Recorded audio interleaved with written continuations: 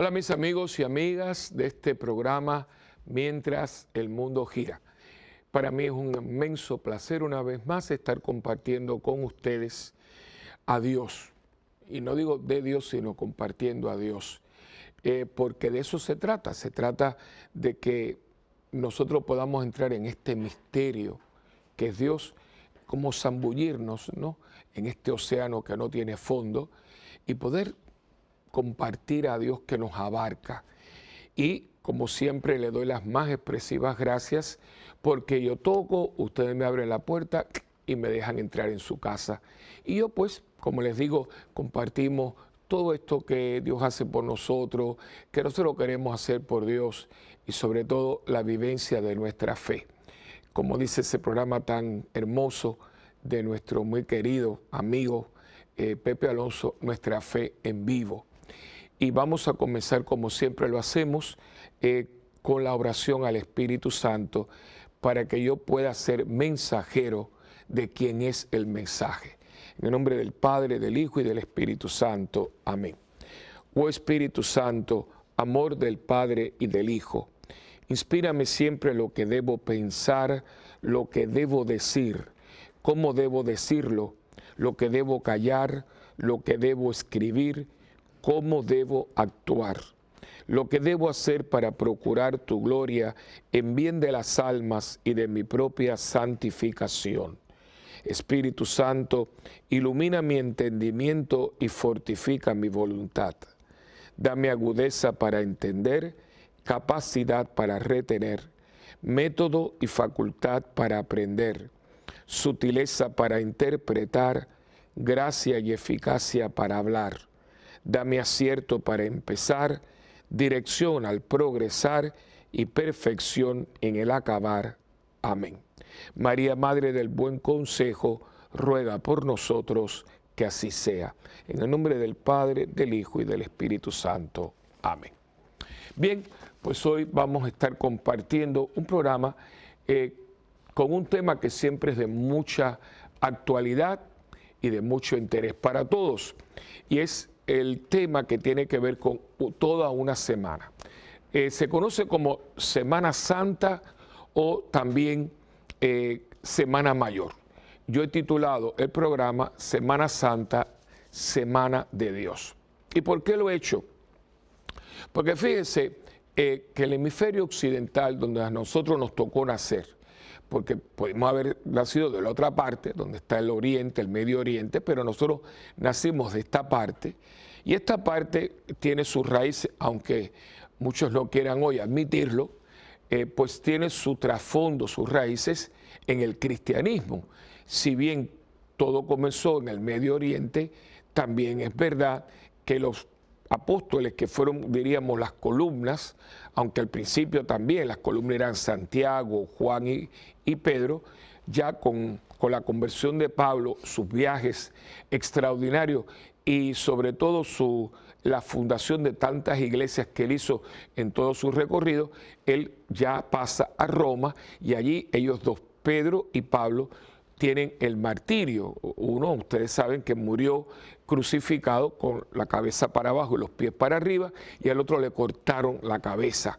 De hecho, el lugar donde a Pablo le cortan la cabeza se llama Tres Fuentes, Tres Fontanes, y es una tradición muy bonita porque es toda una parte de Roma, lo que ahora era las afueras de Roma. Hay una basílica muy linda que se llama, una de las grandes 5 basílicas, que se llama San Pablo fuera de los muros, porque antiguamente estaban los muros, las murallas, y esta basílica se hizo fuera. Ahora es parte de la gran metrópolis que es Roma, una basílica hermosísima que está bajo la tutela de los monjes benedictinos. Y la tradición era que cuando allí sacrifican a Pablo, que le cortan la cabeza al caer dio tres golpes, ¿no? Saltó, dio 1, 2, 3 golpes. Y de cada golpe salió una fuente, por eso se llama las 3 fuentes. Y es el recuerdo de que donde quiera que cayó la cabeza de Pablo, ahí surgió un manantial, una fuente. Ese fue el martirio de Pablo. En el caso de Pedro, lo sacrifican en el monte, en el monte Vaticano, la colina vaticana. Roma está rodeada de colinas, las famosas 7 colinas. Una de esas colinas es la colina vaticana, y eso no se puede ver ahora, pero antiguamente. Allí fue que lo entierran, los cristianos le dieron cristiana sepultura.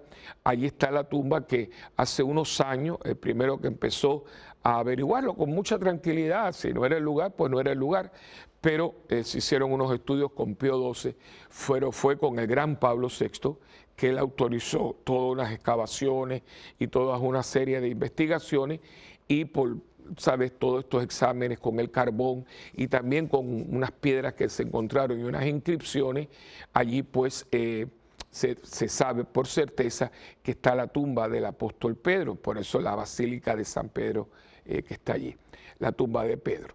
Y por lo tanto, estos 2 apóstoles son como, diríamos, el fundamento, y entonces de ahí salen todos los misioneros y toda la evangelización que va a arropar a toda Europa, y por eso entonces Europa sale de la raíz del cristianismo. Y nosotros de una manera u otra somos herederos de esta tradición. Y esto ha permeado la historia de toda la humanidad por 21 siglos, que no son 4 días. De hecho, que nosotros en el mundo occidental llamamos a la historia antes de y después de Cristo. Y hay una cantidad de fechas que a veces tomamos por dadas, otras las celebramos con más profundidad.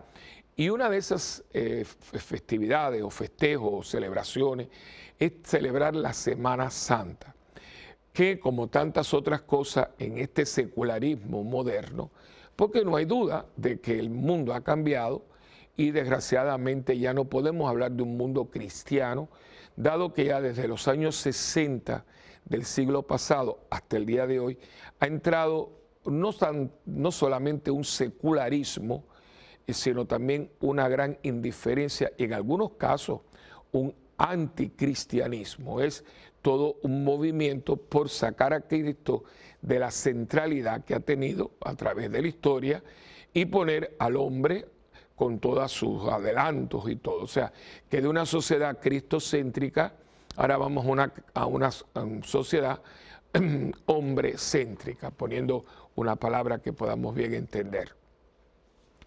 ¿Y qué ha pasado?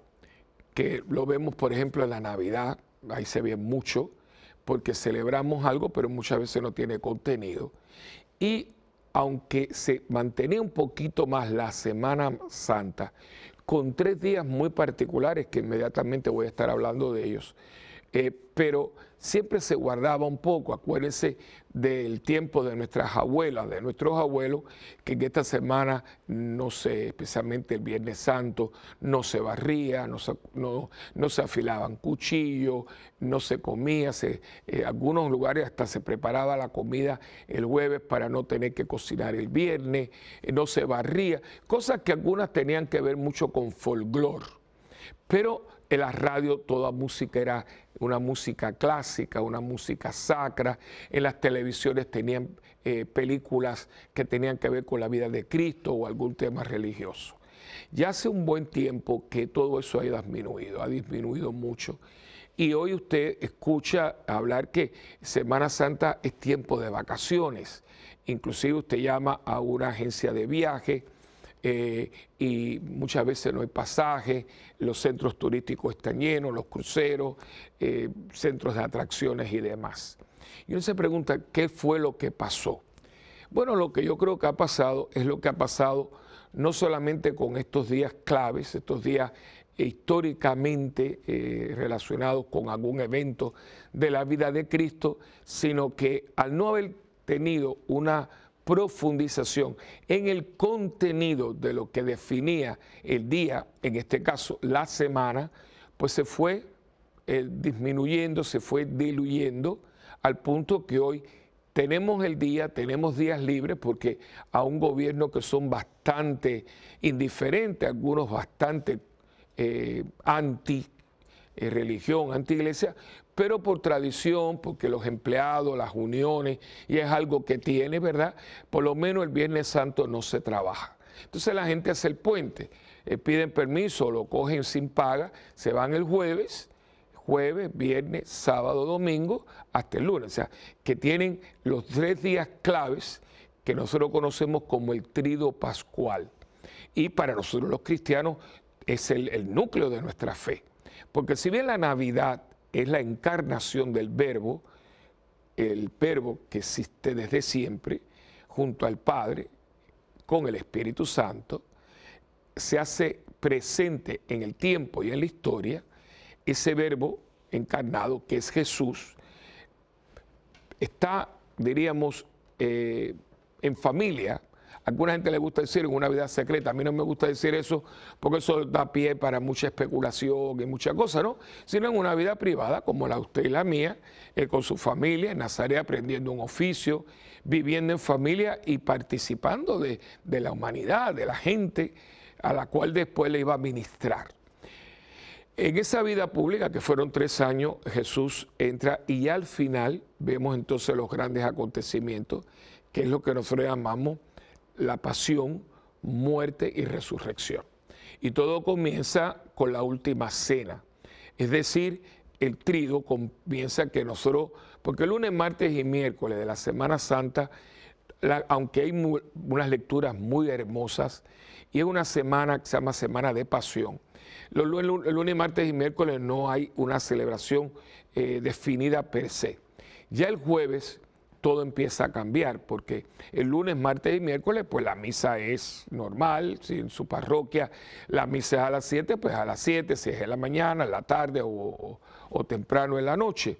Pero ya el jueves no, ya el jueves a las 12 del día los sagrarios se abren, se desnudan, perdón, se vacían, es la palabra que estaba buscando.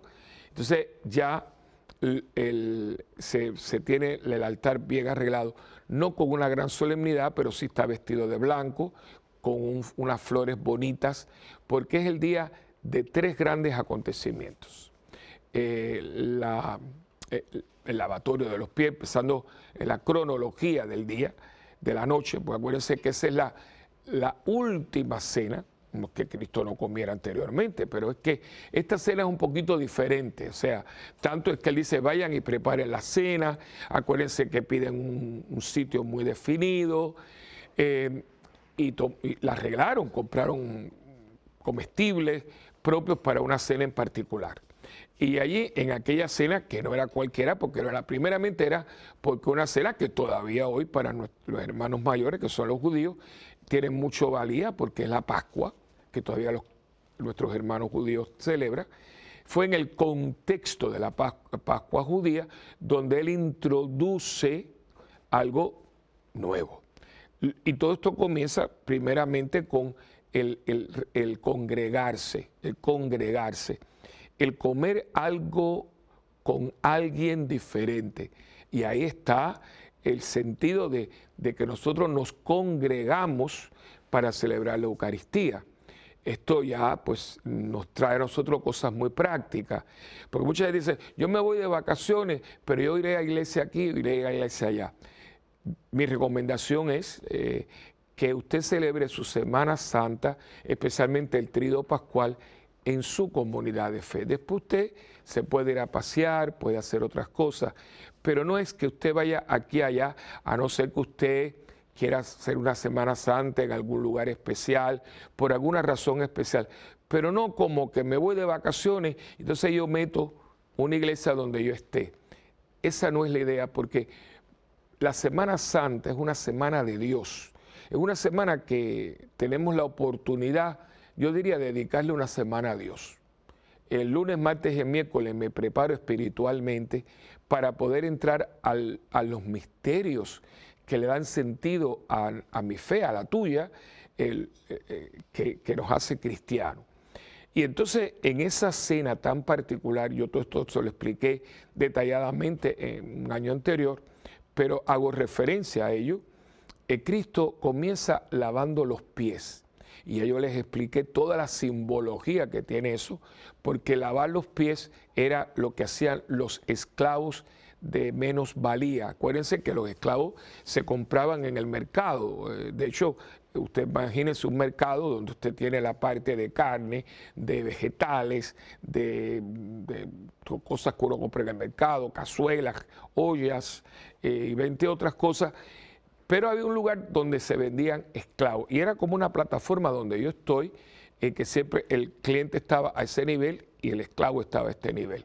Y entonces usted venía, los tenían encadenados y usted se acercaba a ellos y ellos tenían que abrir la boca como si fueran caballos y usted le trataba los dientes.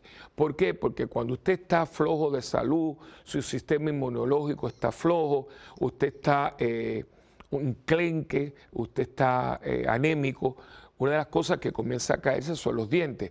Por eso es que muchas personas ancianas tienen la dentadura un poquito suave y por eso a los niñitos los dientes de leche se le caen para que salgan los dientes firmes, los de un adulto. Y si los dientes estaban fuertes, es que era un esclavo que prometía y entonces pues el dueño, el amo, le ponía un precio alto. Si los dientes estaban regulares, entonces usted podía regatear, cosa que todavía en el Medio Oriente en muchos lugares se regatea como parte de la compra de cualquier artículo y entonces usted lo compraba. Y él había entonces, si era un esclavo, como por ejemplo los griegos, que eran gente de estudio, de academia, que muchas veces se convertían en tutores de los jóvenes de la clase alta aristocrática, pues entonces se pagaba bien y ese no iba a dormir en los establos o en un sótano, no, dormía en habitaciones porque eran esclavos de mucho dinero, costaron mucho dinero. Pero estos esclavos que eran más baratos por docena, pues entonces solo que usted limpiaba las letrinas, limpiaban los pisos y le lavaban los pies a los invitados cuando habían fiestas. ¿Por qué? Porque acuérdense que no había calzado cerrado y por lo tanto el pie se ensuciaba mucho por el polvo, el fango, lo que fuera. Y ellos, pues usted llegaba y en todo el rito que uno tenía, que era el famoso lavarse la cara, las manos, refrescarse un poco, son climas muy calientes. Aparte de eso, a usted le daban el famoso ósculo de la paz, que era un beso con un saludo que era shalom, ¿no? La paz. Y también se quitaban los zapatos, te lavaban los pies, porque muchos de los lugares eran con alfombras a veces muy caras, las famosas alfombras persas, pensemos solamente en ellas. Y entonces ahí venían los esclavos. Estos eran esclavos pobrecitos que no se les tomaba mucho en serio, solamente para esas menesteres de bien, diríamos, de clase baja, una clase muy baja. Y por eso es tan importante lo que va a hacer Jesucristo, porque al mismo tiempo que hace el gesto, y tiene 12 lavatorios, le lava los 12. Nosotros siempre pensamos en Pedro, pero fueron 12 lavatorios de pie. Pero esto fue una cena que habrá durado, yo pienso, 5 o 6 horas. Hubieron cánticos, hubieron rezos, hubieron conversaciones y hubo todo este gesto. Y él dice, ustedes me han llamado Señor y Maestro y lo dicen bien porque yo lo soy. Pues si yo que soy el Maestro y el Señor le he lavado los pies a ustedes, también ustedes tienen que aprender a lavarse los pies los unos a los otros. Aquí instituye esta característica de servicio en la iglesia. Y por eso yo me acuerdo que hicimos un programa que yo le puse, quien no vive para servir, no sirve para vivir.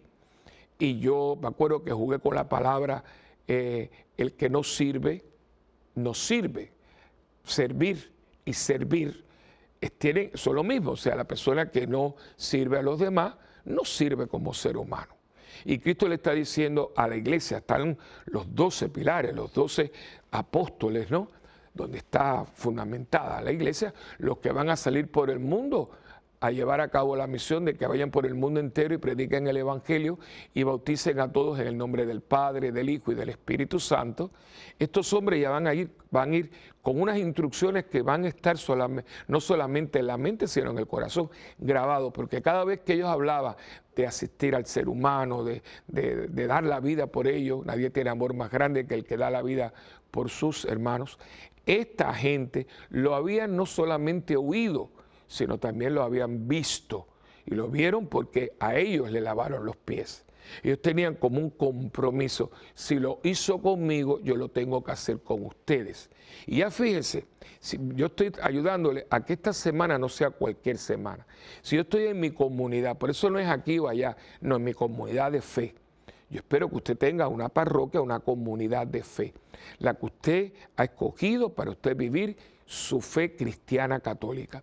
Y allí donde usted sirve, con las limitaciones, los defectos, las virtudes, los momentos súper agradables, los momentos de crisis, todo esto. Yo le hago referencia porque yo acabo de tener con mi parroquia, y estamos todavía en ello, unos momentos muy duros. A nosotros, como ya le he dicho en varios programas, nos azotó, porque fue un azote el huracán María. Y todo esto, por lo menos a mí como párroco, y yo puedo hablar de un grupo considerable de mis parroquianos, hicimos comunidad. Yo creo que los que así quisimos y lo decidimos, abrazamos el momento, el reto que Dios había puesto en nuestras vidas. Y yo me acuerdo que sin planificarse, yo nunca pensé tener en la parroquia un comedor, que se suscitó así por providencia divina, y en un momento dado nos estábamos por 3 meses, estuvimos dándole almuerzo, y que se llevaban como una cantinita a 300 y pico de personas. Algunas personas, especialmente los envejecientes, se lo llevábamos a su casa. Estaba la gente de la oficina, estaba la gente de nuestro canal de televisión, el Canal 13. Estaban también otras personas que eran muchachos extranjeros que viven en Puerto Rico, estudiando. O sea, nos encontramos sirviendo. Y ahí donde está la cosa, y todo esto salía de la parroquia. Y yo creo que usted le puede preguntar a todos los que estuvimos envueltos en esto, eran 2, casi 3 equipos de cocina, que nos fuimos agrupando. Todo esto vino así de pronto, vino el reto y le salimos al paso a ese reto. Y estábamos viviendo nuestra fe en nuestra comunidad cristiana. Y yo creo que hay que hacer más comunidad. Yo exhorto con un respeto inmenso y con trepidar de corazón, le exhorto a mis compañeros obispos que lo fomenten con sus párrocos, y a mis hermanos párrocos que hacer un esfuerzo. Hay que reinventar la parroquia y convertirla en comunidades de fe. Desgraciadamente, yo creo que muchas veces nos hemos contentado con que la gente venga a recibir los sacramentos, que por supuesto hay una primacía de preparación a los sacramentos, especialmente los sacramentos de iniciación cristiana, pero tenemos que abrir también mucho más, yo diría, el horizonte, y empezar a tener medios, ministerios, grupos que puedan salir al encuentro de ese hombre y de esa mujer que hoy camina con mucho dolor por las calles de este mundo, y que deben encontrar en nuestras parroquias una comunidad de bienvenida, de aceptación, de acompañamiento, de interpretación de su propia existencia y de su propio momento histórico. Y creo que ahí donde está el reto de la parroquia hoy. Yo sigo creyendo en la parroquia. La parroquia es el núcleo de la iglesia, o sea, de las diócesis. Las diócesis son sus parroquias, pero creo que la parroquia se tiene que reinventar, no porque vamos a dejar de hacer lo que siempre hacemos, pero podemos hacer eso y más. Y hay mucha parroquia que hoy ha salido con unas iniciativas impresionantes, que podríamos estar aquí hablando, muchas, pero todavía faltan muchas más, que muchas veces es la misa de la mañana, la misa de la tarde, el rosario, que por favor no me malinterpreten, son vitales y tenemos que seguir con ellos. Pero no hay apostolados, no hay movimiento, no hay grupos de apoyo, es como lo mínimo. Y yo lo he dicho muchas veces, ya lo vuelvo a repetir, debe ser lo máximo, que la parroquia sea la casa de todos. Nosotros hicimos una vez un año toda una dinámica y decía, en el caso nuestro, Santa Bernardita, tu segundo hogar. tu segundo hogar. Yo me acuerdo también en Miami, otra parroquia que se llama San Isidro, tu segundo hogar, con un padre muy querido.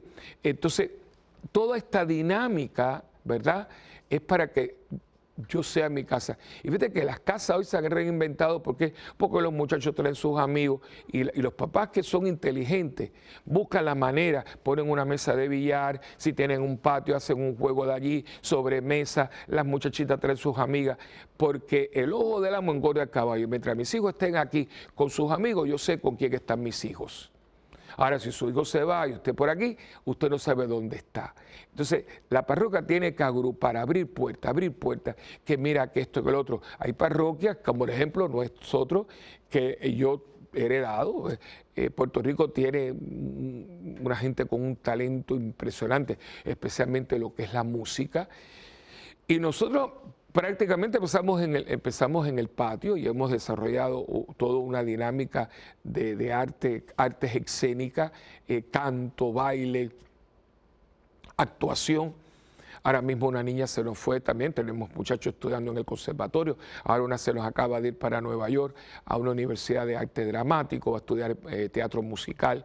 Y la idea, o sea, si tengo toda esta gente aquí, vamos entonces a abrir la posibilidad de que ellos estén aquí y los ensayos son aquí. Entonces estamos combinando el mundo profesional del teatro con el mundo de amateur y, como digo yo, también de atrevidos que nos metemos en esto. Hemos traído directores, coreógrafos, actores a actuar con nosotros y es ese dame y te doy. Porque si bien ellos han venido con un caudal de experiencia y de profesionalismo, también se han encontrado con una entrega, una dedicación, una pasión, que como muchos de ellos me han dicho, ya esto nosotros no lo vemos en la clase profesional. Pues como allí se cobra, pues muchas veces yo vengo, me aprendo mi papel, actúo, me voy. Y ven estos muchachos que lo que ellos hacen en una semana, a ellos les cuesta un mes, pero vienen con una pasión y una entrega tremenda. Eso en unos lugares, otros lugares, porque tienen una población de deambulantes, desarrollan todo, que también lo tenemos en la parroquia, el ministerio del buen pastor, cómo cocinan, cómo lo llevan, cómo allí le predican la palabra, cómo tratan de que los que quieran y puedan, porque a veces no es fácil con esta población, puedan inserirse otra vez en la comunidad, los que trabajan con los presos, toda esta gente, ¿verdad?, que van haciendo una labor extraordinaria.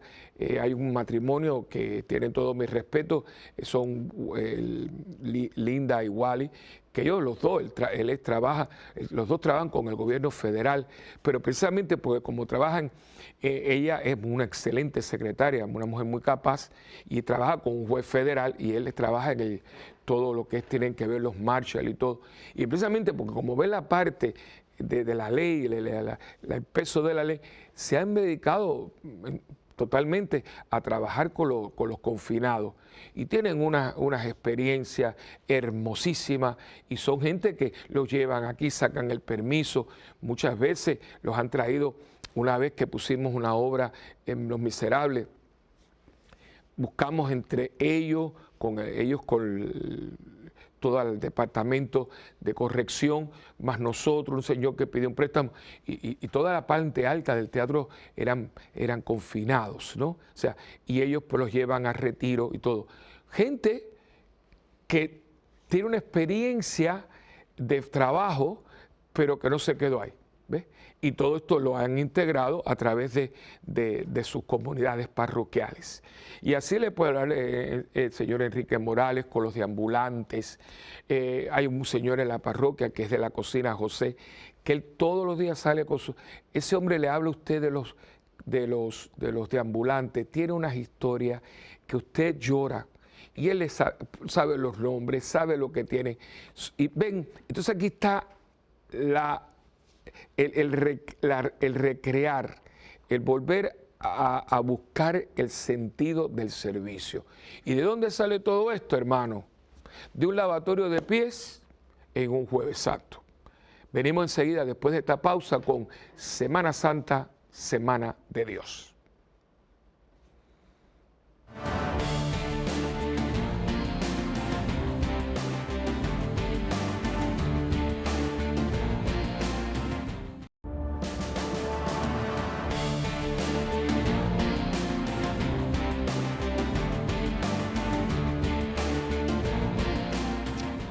Bueno, pues aquí de nuevo con ustedes. En este programa hay una peculiaridad y es que no tenemos un texto como tal, sino tenemos, y les recomiendo que lean el capítulo 26, 27 y 28 del Evangelio de Mateo. Los 4 evangelistas narran la pasión, muerte y resurrección de Cristo. Y yo cogí Mateo porque Mateo tiene algo muy peculiar que no tiene Marcos, Lucas y Juan, que es que en el mismo capítulo 26 comienza con comienza con la conspiración, o sea, todo esto se está como, desde que Cristo aparece en el escenario público, en esos 3 años, ya comienza a tomar vida la famosa profecía de Simeón, que este niño está puesto para que unos suban y otros caigan, y a ti una espada te va a atravesar el alma. Comienza porque no puedes tener a la verdad hecha persona sin que mucha gente se sienta amenazada. Eso pues también hoy pasa, ¿no?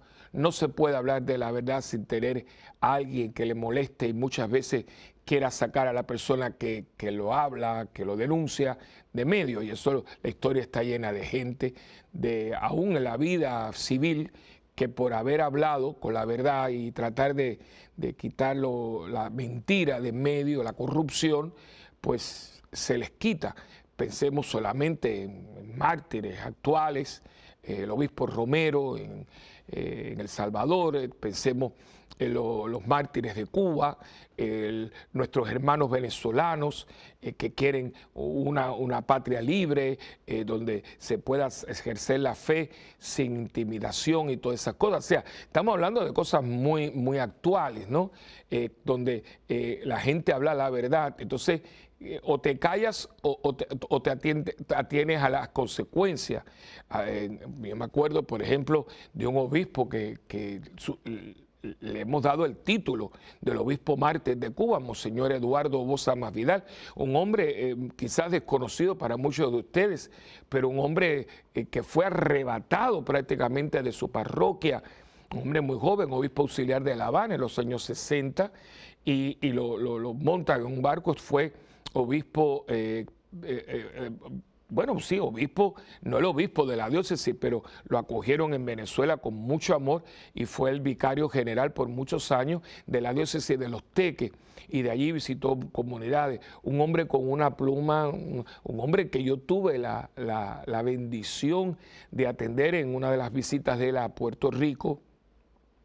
Yo estaba bastante, bueno, recién ordenado, y entonces los sacerdotes cubanos ya mayores me dijeron, mira, atiéndelo, llévalo aquí, llévalo allá, y pasé como 2 o 3 días con él durante todo el día. Yo estaba al lado de un hombre de Dios. De hecho, tengo noticias que se ha presentado su proceso de beatificación. Ojalá así sea, porque este fue un hombre que por hablar y por denunciar, fue uno de los autores de unas cartas pastorales muy importantes, con Roma o Moscú, fue una de las grandes, donde él denunciaba todo lo que desgraciadamente comenzó y actualmente todavía existe, ¿no? Un aparato represivo de una crueldad, y que o dices lo que yo quiero o te callas lo que quieres decir y no tienes que decirlo, o te elimino. Y pensemos en los miles de personas que han muerto en el paredón de fusilamiento, en la tortura, en las cámaras de tortura, y la gente que ha perecido en todo ese estrecho de la Florida. En el caso de Cuba, pero todos los jóvenes que están desapareciendo en Venezuela, la hambruna, la miseria, en uno de los países más ricos del mundo, uno de los países más petroleros, y todavía esa realidad venezolana clama al mundo. Pero la conspiración, porque hermano, la palabra, y no estoy hablando política, yo en eso no me meto porque yo no soy político, pero está aquí, la conspiración. ¿Por qué? Porque son personas, sea a nivel eclesial o a nivel civil, que encarnan la verdad. Y como Cristo era pan, pan y vino, vino, esto es así, esto no es así, y tenemos que buscar la manera que lo que decimos lo hagamos, no es fácil, no siempre lo hacemos, pero hay que tratar.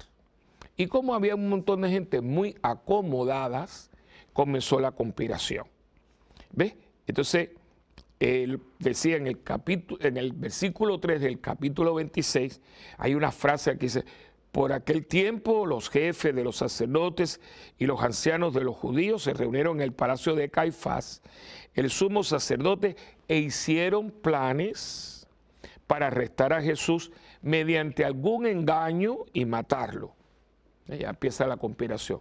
Y Mateo también tiene después inmediatamente el famoso evento de la mujer que entra en casa de Simón, al que llamaban el leproso. Había una comida, invitan a Jesús, y esta mujer entra, una mujer que ha quedado un poco misteriosa, la que mucha gente ha querido ver aquí, gente que no lo es, y derrama el pomo de alabastro lleno de un perfume muy caro. Todo el mundo se insulta porque ¿por qué no le vendíamos esto para los pobres? Y Cristo dice: déjela tranquila, porque de esta mujer se va a hablar siempre, porque esta mujer no estaba sino ungiéndome para mi entierro. Y entonces, pues, aquí este es el preámbulo, y entonces ya después viene la traición de Judas, y viene la cena, y después de la cena viene el anuncio de que Pedro va a negar a Cristo 3 veces, Jesús va a Getsemaní, allí lo arrestan, va ante la Junta Suprema, Jesús entregado a Pilato, la muerte de Judas, Jesús ante Pilato, Jesús es sentenciado a la muerte, Jesús crucificado, muerte de Jesús, Jesús es sepultado, la guardia ante el sepulcro de Jesús, la resurrección de Jesús. Fíjense que esto es lo que hace el núcleo del tríodo pascual. Y por eso le estaba diciendo que no dejen de leerlo, 26, 27 y 28. Yo les recomiendo a Mateo, pero pueden buscarlo en Marcos o en Lucas o en Juan.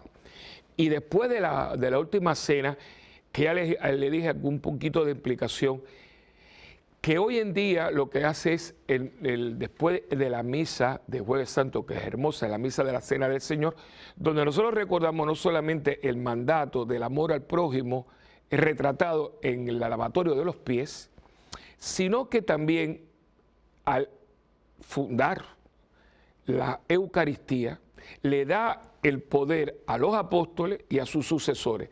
Nuestros obispos son sucesores de los apóstoles. Nosotros los sacerdotes somos colaboradores suyos. Yo, en la parroquia donde yo estoy es de mi obispo, Monseñor Roberto Octavio González Nieves, arzobispo de San Juan de Puerto Rico. Él es, diríamos, el pastor de la diócesis, ¿no? En propiedad. Pedro Francisco, el Papa Francisco, sucesor de Pedro, le ha encomendado a uno de los sucesores de los apóstoles, que es Monseñor Roberto, el pastoreo de esta porción del rebaño que Cristo le ha encomendado a Pedro en la persona de Francisco. Como Monseñor Roberto no puede estar en todos los lugares, tiene un grupo de hombres que él o en otro caso su predecesor ha ordenado. En caso mío fue el cardenal Aponte Martínez, y yo soy colaborador en el pastoreo de la diócesis. El ser obispo es un regalo de Dios, una bendición, porque lo más cercano a nosotros, tener un hijo, es para nosotros ser obispo y ordenar un sacerdote. Por eso es un regalo de Dios. Y ser sucesor de los apóstoles. Y tiene toda la plenitud del sacramento del orden. Yo en este momento no puedo ni ordenar un sacerdote y no soy el celebrante ordinario del sacramento de la confirmación. El obispo me puede delegar, como a veces nos delega cuando hay una confirmación en la vigilia pascual. Pero el celebrante ordinario es el obispo, que es muy lindo porque él va a infundir el Espíritu Santo con los 7 dones en su grey.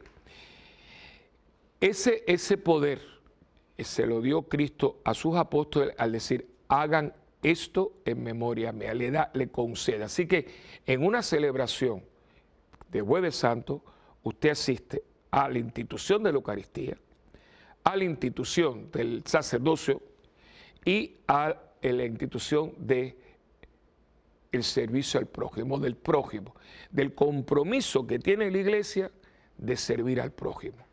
Una vez termina esta celebración, que es bellísima,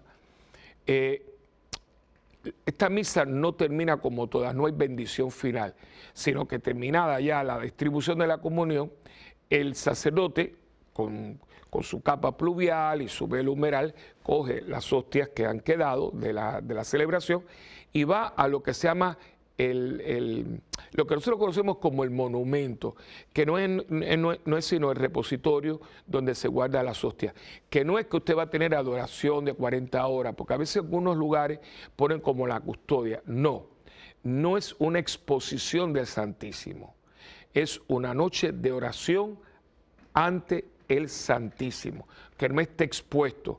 Se pone un sagrario y las hostias consagradas que quedaron de la misa se ponen en reserva.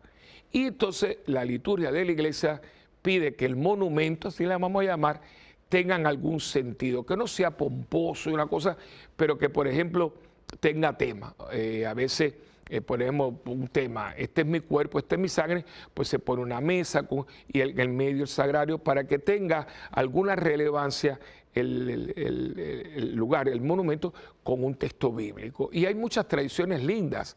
Se visitan los monumentos, hay indulgencia, hay bendiciones especiales, hay oraciones para los monumentos, hay iglesias que permanecen abiertas hasta el otro día. La parroquia hemos tenido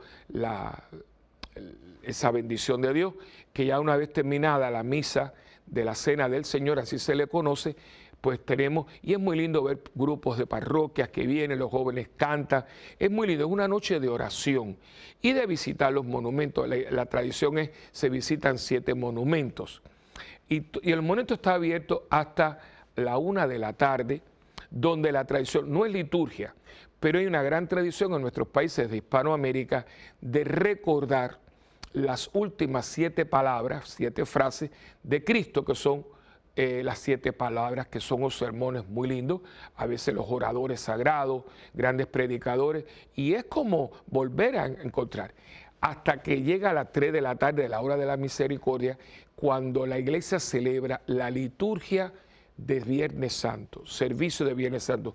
Es el único día que no hay misa. Eso es una guerra, pues la gente, ¿cuál es la misa? Digo, no, los Viernes Santos no hay misa. Sí se distribuye la comunión, porque fueron las hostias que estaban en el monumento que se guardaron, y precisamente para que ese día los fieles no dejen de comulgar, la iglesia ha guardado esas hostias consagradas. Ahí usted le ve el sentido de guardarlas en el depositario, pero no era para adorar, sino para guardar en oración. Y entonces pues al otro día viene una liturgia muy linda, se lee la Pasión, hay una oración universal, se hace la veneración de la cruz, que es hermoso, se trae la cruz en procesión, y después se distribuye la comunión muy sencilla, que se trajo del monumento, y entonces pues ahí para todo, hasta que la iglesia se prepara para la noche de las noches. Le llamaba el beato Carlos Manuel Rodríguez, un beato puertorriqueño. Vivimos para esa noche, la gran noche de la noche, porque es la noche de la vigilia pascual. Pero me detengo en el Viernes Santo para volver a lo mismo. Ya sabemos que el Jueves Santo nos compromete en el amor, nos compromete como hombres y mujeres de Eucaristía, nos compromete en la labor que llevan a cabo los pastores. Hoy en día el cura, voy a hablarlo así sin ninguna falta de respeto, es carne de cañón, ¿no? Todas las cosas. ¿Por qué? Porque vendemos revistas, vendemos periódicos, hacemos películas y es muy un poco morboso lo de los curas, ¿no? Entonces se critica, aún mismo nuestros fieles. Yo a veces me he quedado siempre un poco así porque mis hermanos cristianos no católicos, yo nunca los he visto hablando de sus pastores. Y hay de todo, hermano, porque donde hay hombres y donde hay mujeres hay defectos y hay problemas, pero ellos son muy, muy privados. La ropa sucia se lava en casa y a veces quien más hablan de los curas son los mismos católicos y los mismos nuestros. Yo he cogido a mi gente algunas veces hablando de mí, no cosa del otro mundo, pero claro que tenemos defectos, pero caramba, los curas nos gastamos. Y yo hablo en nombre de mis hermanos, ¿verdad? Y dicen mis hermanos mexicanos, un saludo para todos ustedes, que tienen una frase, mis hermanos, que son maravillosas. Dice, no hable de los curas, que la carne de cura indigesta, ¿no? Hay mucha gente indigestada por ahí, haciendo mala digestión porque come mucha carne de cura, ¿no? Entonces, eso fue el Jueves Santo. El Viernes Santo es una noche de oración, donde nosotros vemos la pasión. Y el mundo está hoy en pasión, hermano. Tú estás en pasión, tu familia puede estar en pasión, el mundo está en pasión, la economía, la historia, la política, todos los días en algún lugar una corrupción, un lío, el mundo está siendo crucificado. Y este es un momento, por eso le digo, esto no es irse para la playa, no, es un momento de detenernos. ¿Cómo está mi pasión?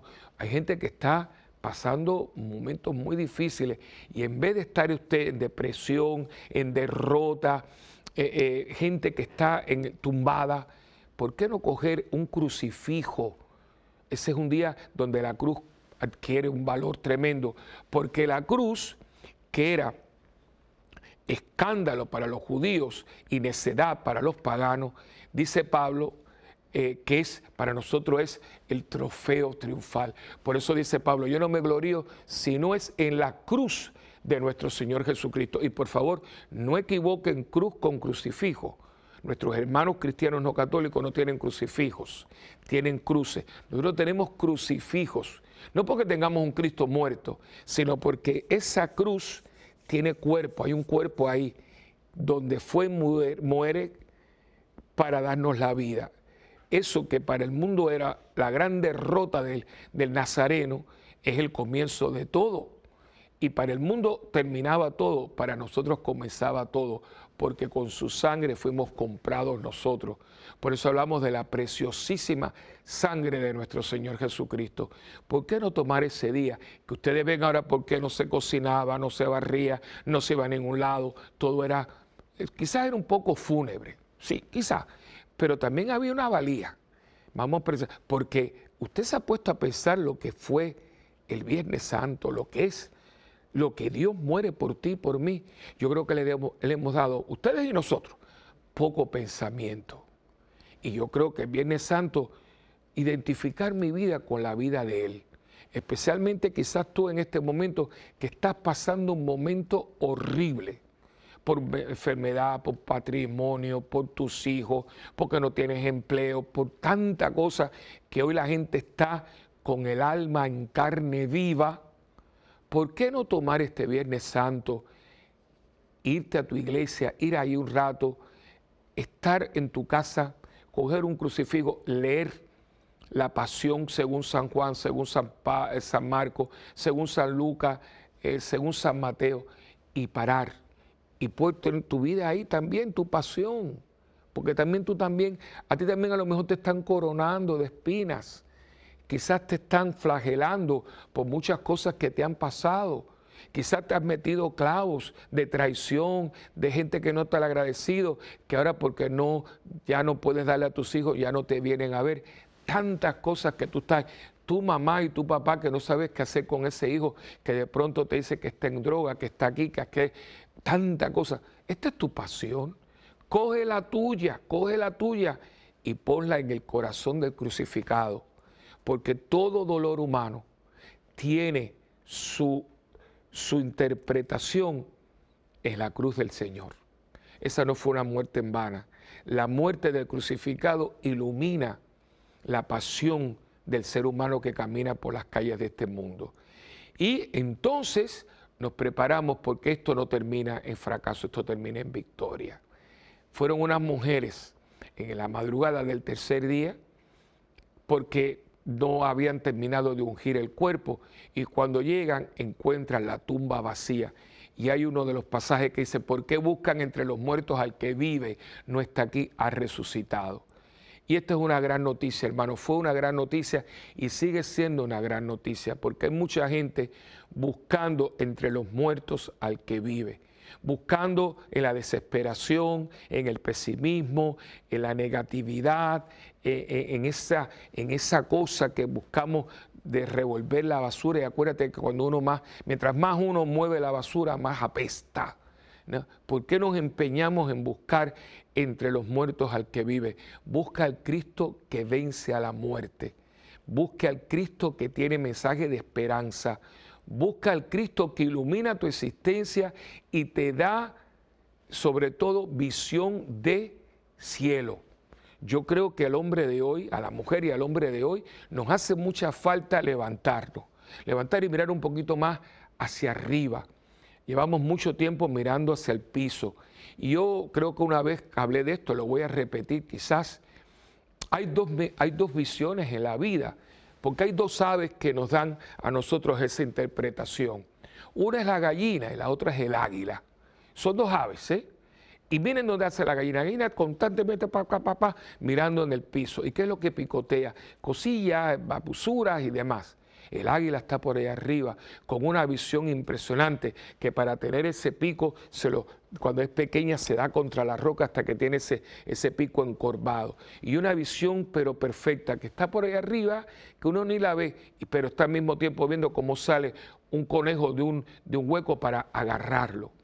¿Y cuál es el sueño de una gallina? Terminado en un asopado de pollo, terminar en un caldo. Ese es el sueño de una gallina. ¿Cuál es el sueño de un águila? Remontarse al punto de que todos los grandes imperios han utilizado el águila como el victoria, los estandartes. El mismo dólar, lo que tiene es un águila, el imperio romano y demás. Porque es un ave que es majestuosa, el ave de los reyes, ¿no? ¿Qué misión tengo yo de la vida? Porque la tumba vacía le da al cristiano una perspectiva de esperanza y de victoria en medio de toda la tragedia, en medio de esa noche oscura. Pero acuérdate de lo que se dice, cuando más oscura está la noche es porque ya está por despuntar el alba.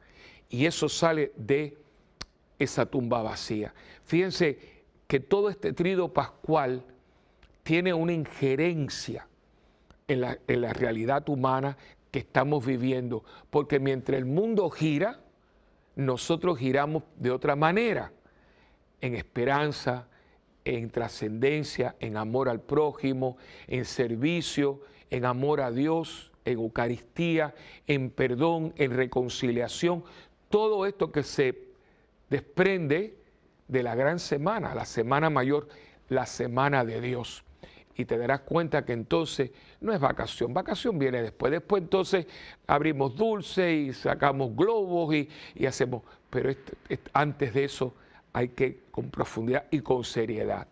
Yo te invito a que me ayudes y yo ayudarte a ti a devolverle a la Semana Santa su seriedad, su profundidad, su sacralidad. Por muchas razones, yo no sé, podríamos estar aquí muchas horas. El hombre de hoy le ha quitado seriedad a las cosas y por eso nuestros niños muchas veces están robados de poder mirar más allá. Yo creo que hay que devolverle a la Semana Santa lo que es intrínsecamente suyo, una semana de amor infinito, de reconciliación y sobre todo de una presencia de Dios que nos abarca y nos devuelve nuestra dignidad de seres humanos.